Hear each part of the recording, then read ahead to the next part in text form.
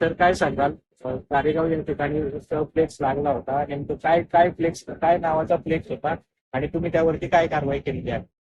कारगाव या ठिकाणी bus stand समोर रामकृष्ण हरी या नावाचा फ्लेक्स लावण्यात आला होता. सदर फ्लेक्सचा हे तक्रार ही आचारसंहिता कक्षेमध्ये प्राप्त झाली होती. त्यानुसार फ्लाइंग पथक भरारी पथक म्हणून अमोल कमसे मी भरारी पथक म्हणून या ठिकाणी आलो आणि त्या संदर्भात दिलेल्या पत्रानुसार आचारसंहिता कक्षातून दिलेल्या पत्रानुसार या ठिकाणी बोर्ड काढून टाकण्यात आलेला आहे. तो रामकृष्ण हरी हे एकंदरीत पाहायला गेलं तर हे प्रभूंचं नाव आहे किंवा देवाचं नाव आहे. पण याला तुम्ही निवडणूक आयोग असेल तर याला देवाच्या याला तुम्ही विरोध करत आहात असं एकंदरीत चित्र पाहायला मिळतं. तरी तक्रार ही आचारसंहिता कक्षातून आल्यामुळे ते आम्हाला 1 तासाच्या आतमध्ये कंप्लीट करायचे असते, क्लिअर करायचे असते.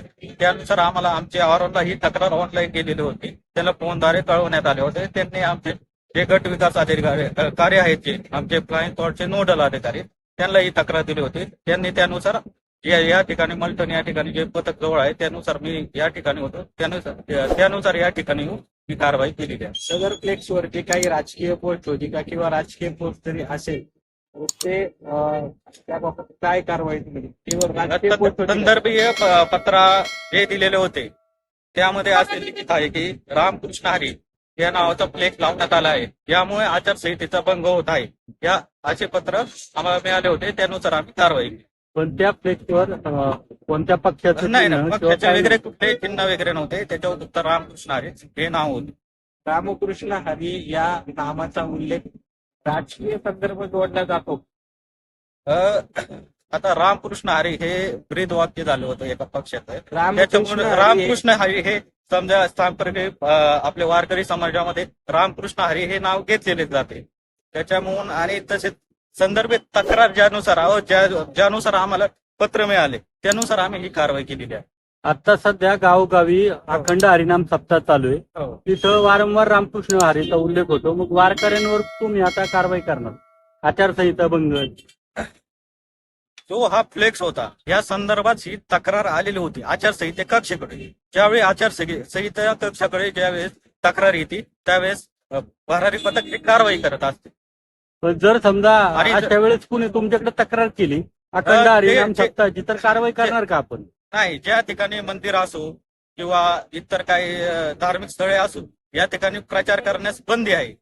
या ठिकाणी सांप्रदायिक कार्यक्रम वगैरे चालतात. त्याच्यामुळे इथे सभा घेते, कोपरा सभा, याला कुठल्याही प्रकारची परवानगी नसते. त्याच्यामुळे त्या ठिकाणी दररोज हे आपले रामकृष्ण हरी वगैरे काय देवांचे नाम उल्लेख होतच राहत असतो. मग तुम्ही सांप्रदायिक कार्यक्रमांवरती तुम्ही बंदी घालणार का? नाही, कारण की मंदिर किंवा धार्मिक स्थळे जिथे आहे ते प्रचार करण्यासाठी परवानगीच नाही. त्याच्यामुळे तिथे कुठलीही कारवाई म्हणजे रामकृष्ण हरीला तुमचे विरोध नाही. रामकृष्ण हरीला तुमचा विरोध नाही. नाही, फक्त काय संदर्भ विचारा अनुसरून जे आम्हाला तक्रार प्राप्त झाली त्यानुसारच कारवाई करण्यात आलेली आहे. जर माझा प्रश्न तोच आहे तुम्हाला की जर समजा एखाद्या ठिकाणी धार्मिक कार्यक्रम चालू आहे, अखंड हरिनाम सप्ताह चालू आहे आणि तिथं जर रामकृष्ण हरीचा जय घोष झाला आणि तुमच्याकडे कोणी तक्रार केली तर त्यावर आपण कारवाई करणार.